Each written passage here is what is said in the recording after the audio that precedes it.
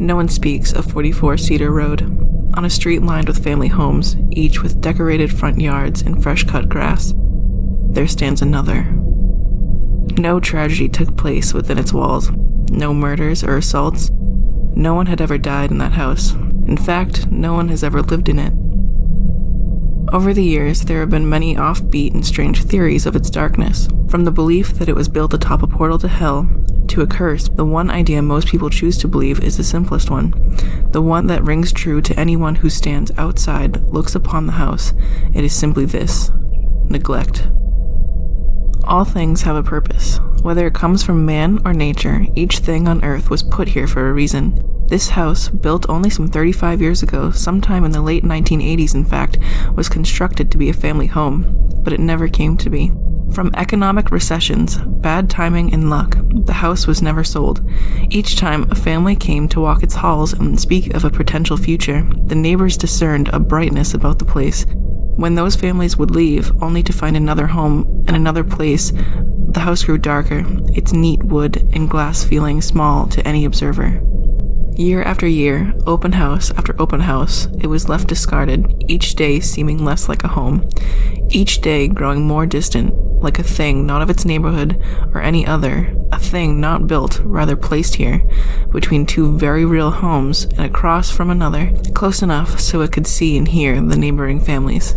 As the years passed, its shades grew longer in the sun, its paint dim in the afternoon light. As a thing not of this world, the house remained there, the smallness it once portrayed now gone. Some 30-odd years later after its construction, with years and decades of emptiness inside, it grew strong, it grew hollow and vengeful. It grew haunted. The tragedy which is most infamously associated with the house is that of the Aaron Selinsky disappearance. According to police reports, the boy was last seen by a friend who resided on the far end of Cedar Road.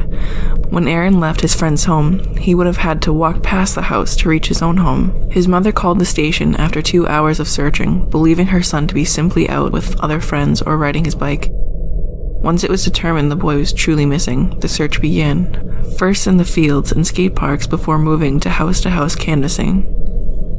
In the intervening hours, when Aaron's mother was still searching, a call came to the station. It was the man who lived beside 44 Cedar Road. He claimed to have heard screams coming from inside the house. What he did not tell police at the time is that he, his wife, and children were terrified of the screams. It sounded like someone was getting their limbs torn off, he said. They were agonizing screams. 2 officers responded. Author Simon Hedges, who worked on finding and exposing the strange phenomena, would later try to find the 2 men but had no luck. Both officers left the force after the incident. The police report was sparse, saying only that they entered the house and saw nothing out of the ordinary. After clearing it, the men left. When the officers were questioned further, as it became more apparent that the missing boy may have gone inside the house, the men denied having seen anything of import. Detective Ron Ford, who led the missing persons investigation, wrote in his notes that the officers showed signs of deception. He privately considered them suspects. It is likely that he would have pursued it, if not for the complete lack of evidence. He later wrote he did not believe they had anything to do with the disappearance, but knew more than they were saying. Nothing ever came of the investigation. From time to time, there would be an open house for buyers who knew nothing of the house. A young couple, typically newlyweds, would walk through its halls, examine the structure as the real estate agent tried to sell the unsellable. It would pretend to sleep. It would be dormant while they moved inside.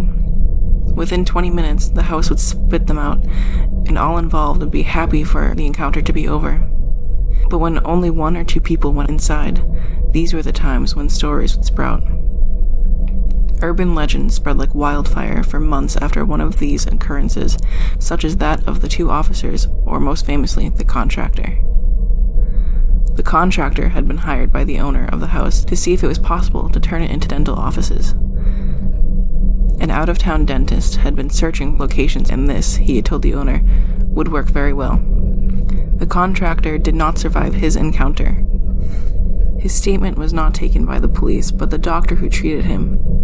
The doctor posted the following on the message board a few weeks later after the contractor's death. May 3rd, 2017. What I am about to relay is not on my own experience, and therefore I cannot promise it is all true. All I can say is that the man who told it to me was on the verge of death and had no reason to lie. He had been a healthy man a week prior, and the autopsy the day following his death showed no signs of trauma to the brain. Here is what he said. He had entered the house on 44 Cedar Road early in the morning of April 16th to take measurements. He recalled feeling strange as he took photos of the house, as if he were intruding on someone's privacy. After an hour of work, he packed his equipment into the duffel bag and crossed the living room to the front door, which had not been locked. Upon opening the door, he became disoriented by what he saw. Instead of opening to the outside, the door revealed a stairway leading down. He closed the door and checked the windows. Outside the glass, he could see the people on the sidewalk. He tried the door again, thinking perhaps he was imagining what he saw. But the stairwell was there again. He tried the back door, finding the same steps. He tried the windows, opening and then banging, breaking, but there was no reaction from the glass, as if it were not glass at all, but rather an invisible film separating him from the rest of the world. After beating his hands raw on every surface that led to the outside, he told me that he sat in the bare living room and wept. When the tears stopped, he simply sat there. It was in this silence that he heard the water upstairs. Though the house had no running water since it had originally been built, someone had now turned the shower on the second floor. The contractor rose from his stupor, a hammer in hand, and climbed the steps. As he reached the landing, there came a humming from the bathroom, almost completely veiled by the rush of falling water. But it was there, hollow and awkward, as if not coming from human vocal cords, but a poor imitation. The doorway to the bathroom stood ajar, steam spilling out. The contractor, terrified and already in a state of near hysteria, raised the hammer as he pushed the door open. He stared off while telling me what he saw there, as if he could not understand, as if he wasn't sure it had been real at all. It was the shape of a person, he said, blurred behind the shower curtain. But the longer he stared, the more he realized it wasn't the plastic that made it hard to discern the person on the other side, because it was not a person at all. It too was a poor imitation of a human being. He turned back toward the staircase, but from below, another humanoid shape was walking up. The contractor ran down the hall and into the back bedroom. There was no furniture, and the closet had no door. He simply had no place to hide. Again, he tried the windows, but again, it was to no avail. It was from this view that he saw the neighboring home. The curtain on the windows obscured the people inside, making them look like nothing but shapes. He wondered then if this was what the house believed families to look like. The water in the hall cut out, and he could hear them there, mumbling, staggering. And soon they were searching. It didn't take long before the door opened and he was found. They were so happy, he told me, so happy when they found me. At this, he wept. He would not say more, only that when he found himself outside, he thought he had been in the house for weeks, but it had only been hours. Over the next few days, he deteriorated, body and mind, every day telling me something new. On his last day of living, he was not much more than a corpse. With his last breath, he told me this. They sang to me. Every night, they sang me to sleep.